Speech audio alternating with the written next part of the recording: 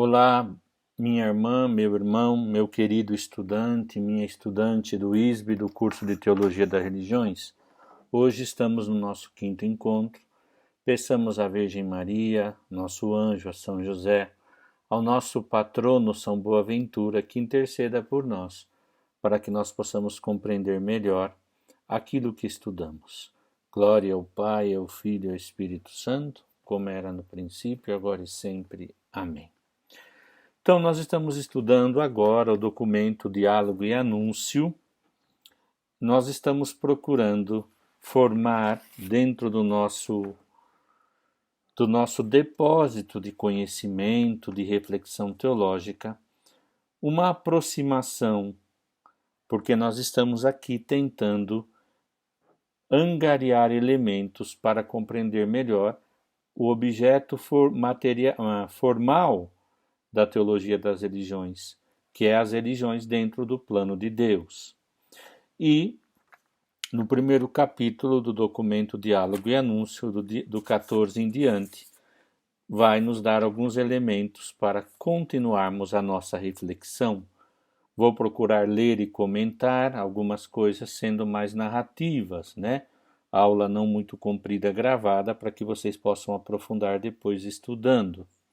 Mas no número 14 vale a pena ler o primeiro parágrafo, que é um pouquinho longo, mas é valioso. Diz assim: o tema é Diálogo Interreligioso. Como eu disse, não é o nosso curso, mas é daqui que nós encontramos elementos para fazer teologia, entender melhor o pluralismo religioso, como incluir todos esses elementos. Como pensa a Igreja, que é o nosso ponto de partida, a teologia católica. Diz assim: a aproximação cristã às tradições religiosas. Primeiro subtítulo: as tradições religiosas são consideradas positivamente.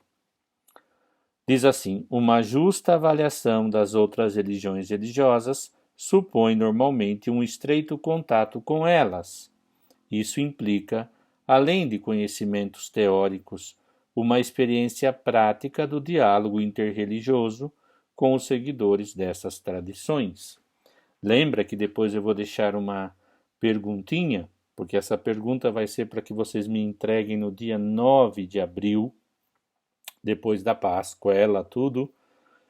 E é sobre isso, o diálogo. Acreditamos, de ponto de partida, que o diálogo com as outras religiões não só nos fornece elementos de compreendê-las dentro do plano de Deus, mas também pode nos enriquecer com o quê?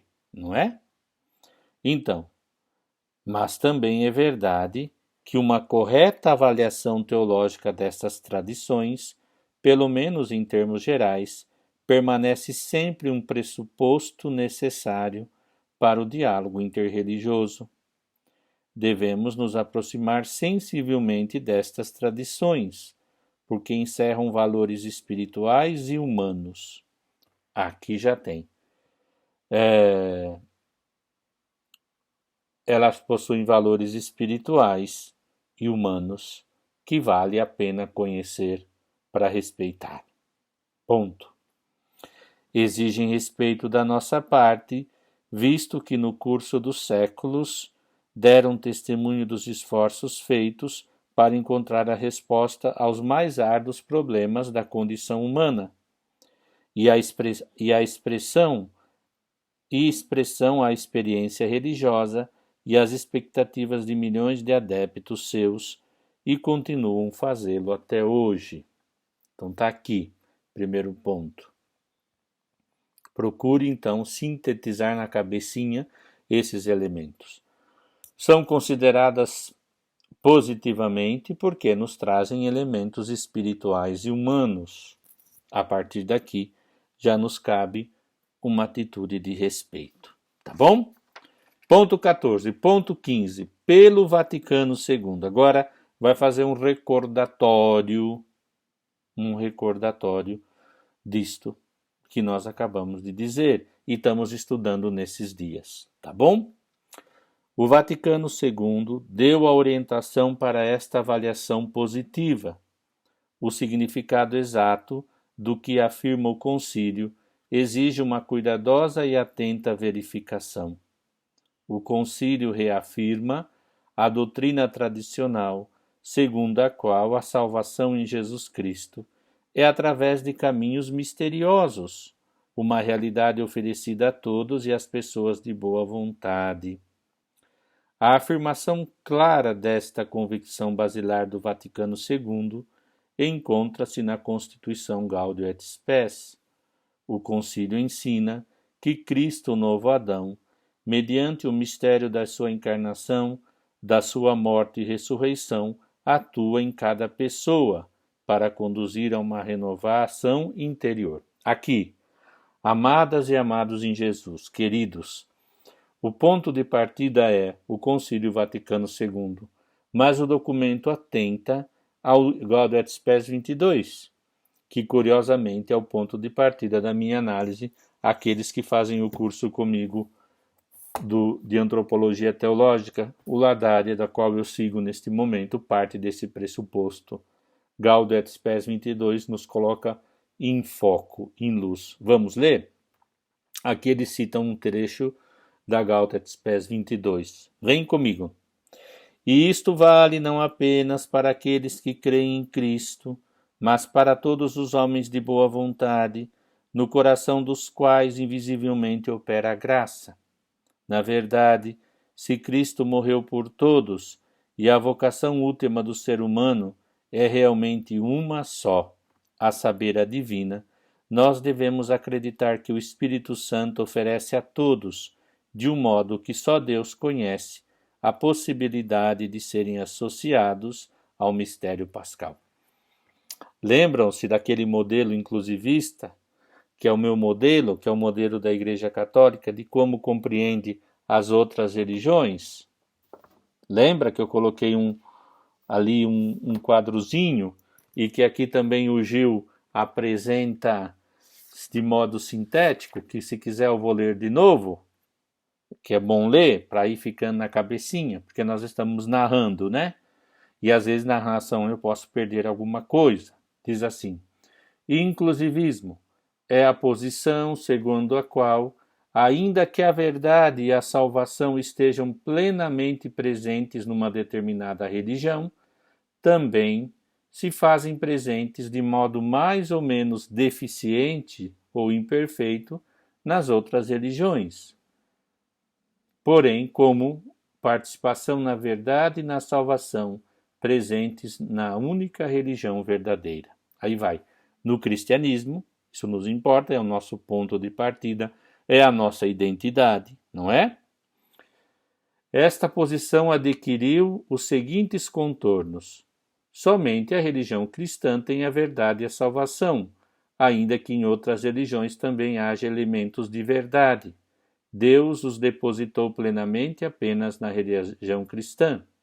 A salvação para a humanidade foi conquistada plenamente por Jesus Cristo, que depositou em sua Igreja. Participam, pois, da salvação também os não cristãos, porém não por uma suposta validez de suas próprias religiões, mas sim pelo poder de Cristo que alcança a salvação para eles, de uma maneira somente a Deus conhecida. Repete aqui a Gaudium et Spes. Tá bom? Então tá aqui resumido, né? Temos aí uma visãozinha. Então aqui,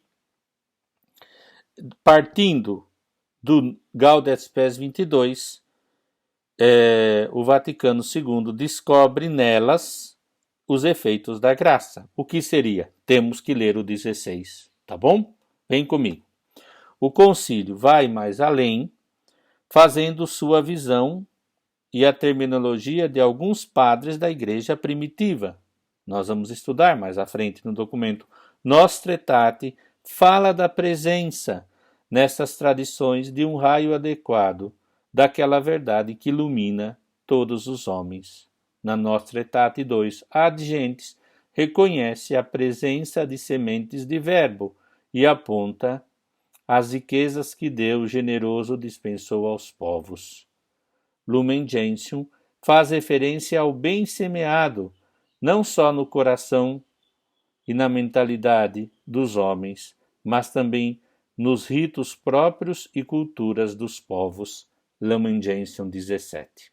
E aqui, né, se vocês quiserem, sempre é bom ler, não é mesmo? Para não se perder, para fundamentar. Lumen Gentium 17. Deixa eu encontrar aqui, que mais uma vez eu esqueci de anotar, de deixar, mas aqui já achei, ainda bem. Lumen Gentium 17 fala os não cristãos, e a índole missionária da igreja diz assim, começa, como o filho foi enviado pelo Pai, assim também enviou os apóstolos, dizendo, ide, pois, e fazei discípulos meus todos os povos, batizando-os em nome do Pai, do Filho e do Espírito Santo, ensinando-os a observar tudo quanto eu vos mandei. E eis que estou convosco todos os dias até o fim do mundo. E depois diz assim, a igreja trabalha de maneira tal de tudo o que de bom se encontra semeado no coração e na mente dos homens, os nos próprios ritos e culturas dos povos, não só não desapareça, diz assim, não desapareça, mas seja sanado, elevado e aperfeiçoado para a glória de Deus.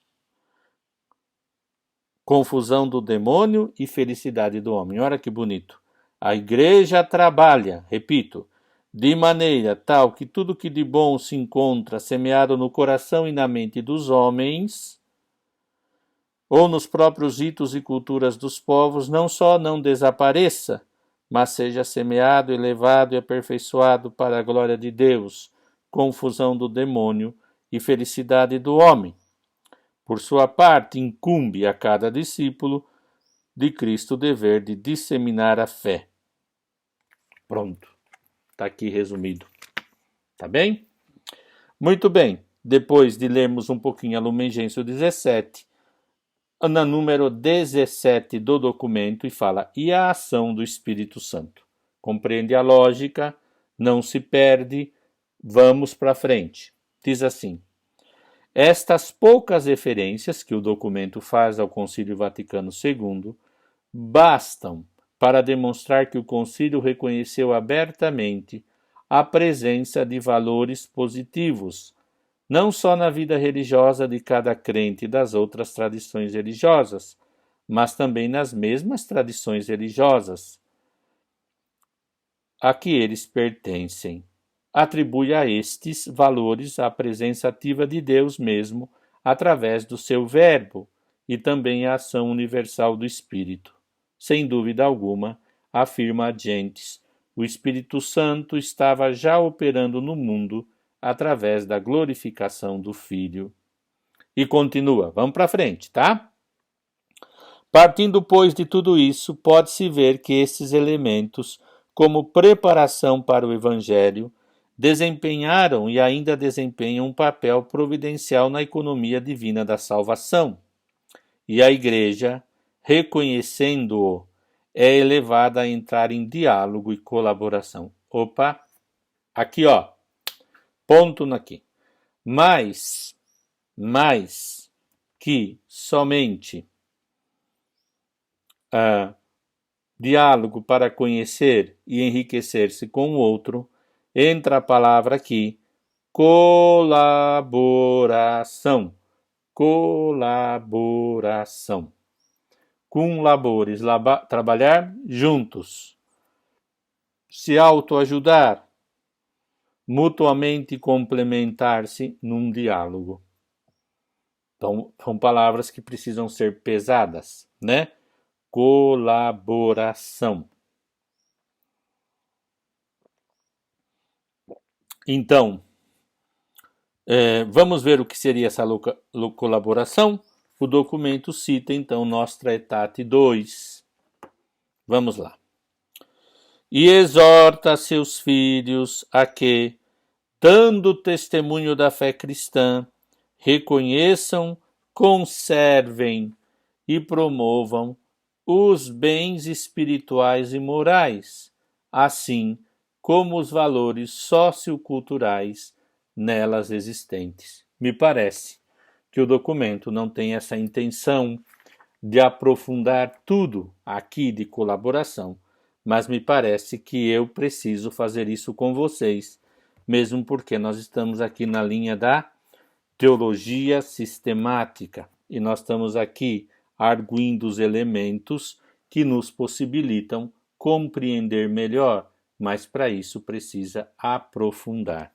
Nostra Aetate, espero que vocês também gostem, como eu, de mexer nos documentos, né? Para poder estudar do Vaticano II, eu uso esse da Vozes.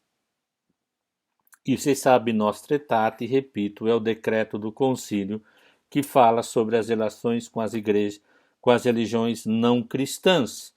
No número 2, eu li com vocês o primeiro capítulo, primeira frase do 1. Em nossa época, 1.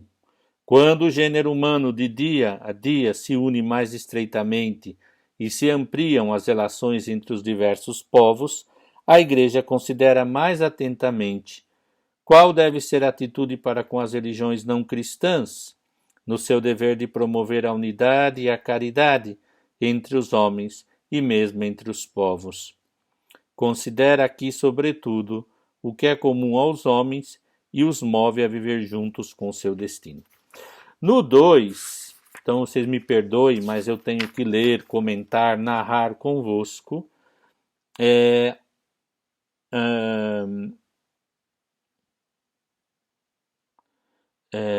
Diz assim, 2, Nostra Aetate, quando fala desde a antiguidade até a época atual, encontra-se entre os diversos povos certa percepção daquela força misteriosa que preside o desenrolar das coisas e acontecimentos da vida humana, chegando mesmo às vezes ao conhecimento de uma suprema divindade ou até ao Pai.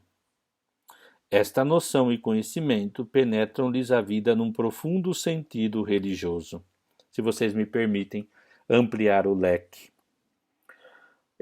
Eu, quando quero apresentar, seja numa palestra, numa introdução de um curso de bioética, sempre quando se refere a exemplificar o que é pessoa humana, eu gosto de dizer, o ser humano se percebe, se compreende o fenômeno do ser humano e se compreende dotado de alma, corpo e alma espiritual, algumas faculdades, inteligência, liberdade, vontade, capacidade de amar, moralidade, o princípio da lei natural, que às vezes é um pouco descuidado no estudo da ética ou da moral cristã, e a religiosidade, o homem que busca, que tem dentro dele, hoje, a nível de estudos, por exemplo, daqueles que falam de neurociência ou neurociência da religião, ou trata do tema do tríplice esquema, né? Inteligência QI, coeficiente de inteligência, inteligência emocional. E hoje se fala da inteligência espiritual, o lugar de Deus, o ponto do cérebro onde do homem se verifica essa questão de autotranscender, de sair de si mesmo, de encontrar-se com o outro e com o sobrenatural e etc. Não quero me adiantar aqui. E nós partimos desse pressuposto que quando eu falo de uma cultura, eu falo de seres humanos e falo de pessoas na sua inteireza e que o dado religioso é presente no homem. Mesmo que o fenômeno tão atual do ateísmo prático, né? Do ser humano que vive como se Deus não existisse e que se tudo dependesse dele, uma visão materialista até da alma, como se a alma fosse apenas o cérebro, os seus comandos, e trata-se do homem apenas a partir da neuroplasticidade do cérebro. Não, não é por aqui. Mas é sobre o sentido religioso que fala o documento e que nos permite falar de diálogo e colaboração. Mas no fim do documento, eu vou ler com vocês, diz assim, A Igreja Católica nada rejeita do que é verdadeiro e santo nestas religiões. Considera ela com uma sincera atenção aqueles modos de agir e viver, aqueles preceitos e doutrinas. Exorta, por isso, seus filhos, agora vou ler o final, a que com prudência e amor, através do diálogo e da colaboração com os seguidores de outras religiões, testemunhando sempre a fé e a vida cristãs, reconheçam, mantenham e desenvolvam os bens espirituais e morais, como também os valores socioculturais que entre elas se encontram. Então, aqui é o primeiro ponto. Então, vamos aprofundar. Só vou anotar aqui porque quero colocar depois no guia de estudo alguma coisa para vocês aprofundarem, tá bom? Então vai. Entenderam esse preâmbulo, o senso religioso e a questão que descobre naquele homem que é aberto ao transcendente, o senso religioso escrito na sua alma como faculdade do homem, a religiosidade. E aqui entram no tema, já lemos sobre a ação do Espírito Santo, e ele continua. Estas poucas referências bastam para demonstrar que o concílio reconheceu abertamente a presença de valores positivos, não só na vida religiosa de cada crente das outras tradições religiosas, mas também nas mesmas tradições religiosas a que eles pertencem. Número 17, depois diz, do segundo parágrafo, partindo, pois, de tudo isso, pode-se ver que esses elementos, como preparação para o Evangelho, desempenharam e ainda desempenham um papel providencial na economia divina da salvação. E aí eu já repeti isso porque quero voltar à palavra colaboração. E o 18 diz: o concílio é consciente da necessidade da atividade missionária da Igreja para aperfeiçoar em Cristo esses elementos que se encontram em outras religiões. Deixa-me ler esse parágrafo todo. Número 18, vem comigo, pega aí teu PDF ou teu livrinho ou a tua fotocópia e vai. O concílio afirma claramente: liberta dos contágios malignos tudo quanto de verdade e de graça se encontra já nos gentios, como uma presença velada de Deus, e restitui-o a Cristo, seu autor, que destrói o império do demônio e afasta as diversas malícias do pecado. Então, tudo que de bom se encontra semeado no íntimo dos homens, ou nos próprios ritos e culturas dos povos, não só não parece, mas é sanado, elevado e consumado para a glória de Deus, confusão do demônio e felicidade do homem. Li de novo, de propósito, porque eu estou narrando, não estou descrevendo, porque assim é melhor. E aí o número 19 começa a preparar-nos para falarmos sobre esse tema, e fala da história salvífica de Deus. O Antigo Testamento dá testemunho do fato que desde o início da criação Deus estabeleceu uma aliança com todos os povos. Cita Noé, Abraão, que recomeça a história, podemos dizer, cada um, como o professor, vê como linha, mas a história do homem, da humanidade, nasce do projeto de Deus, que se manifesta na criação. O homem pecou, Deus o homem redimiu, elevou, tendo em ordem a Cristo, e fez uma história que começa com Abraão, 1850, 20 a.C. E todas as alianças. E o número 20 diz que a história da salvação estende-se para além do povo eleito a todas as nações. Quer dizer, a consciência religiosa de Israel é caracterizada pela profunda convicção do seu estatuto especial de povo eleito por Deus. Isso é um fato. A sua eleição depois, acompanhada de um processo de formação e de exortações contínuas, para proteger a pureza do monoteísmo constitui uma missão. Os profetas insistem continuamente na lealdade e na fidelidade ao Deus único, verdadeiro, e anunciam o Messias prometido. Mas estes mesmos profetas, sobretudo no período do exílio, apresentam uma perspectiva universal, a consciência de que a salvação de Deus se estende para além e através de Israel às nações.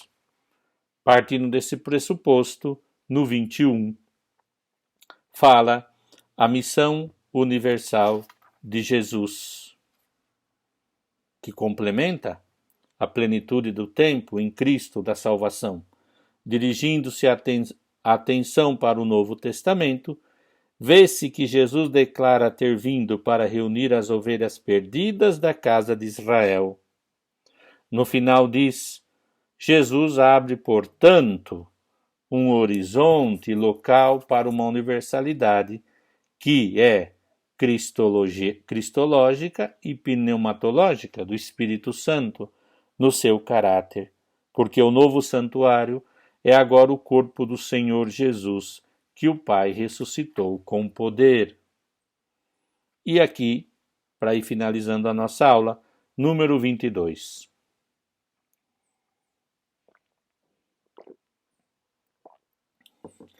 A mensagem de Jesus, por conseguinte, provada com o testemunho da sua vida, demonstra que na sua pessoa o reino de Deus, através dele, vem ao mundo.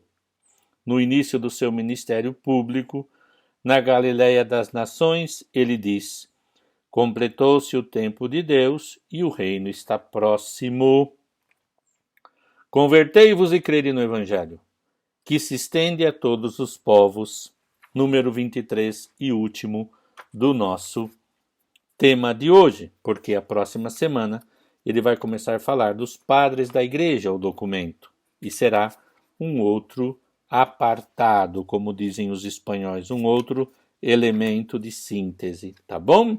Mas eu vou ler aqui, e se vocês me permitem hoje, peguem comigo o número 23 do documento Diálogo e Anúncio e leiam comigo, para facilitar já o vosso estudo. No Novo Testamento, as referências à vida religiosa das nações e também às suas tradições religiosas podem parecer contrastantes, mas são de fato complementares. Por que são complementares?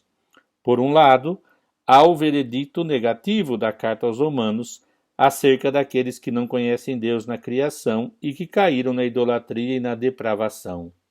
Por outro lado, os Atos mostram a atitude aberta e positiva de Paulo para com os gentios, tanto no seu discurso em Licaônia, como no discurso do Areópago de Atenas, onde lhes louva o espírito religioso e lhes anuncia aqueles que, sem conhecerem, adoravam como Deus desconhecido. Ponto. E o número. É preciso ter em conta também o fato de a tradição sapiencial ser aplicada a Jesus, sabedoria de Deus.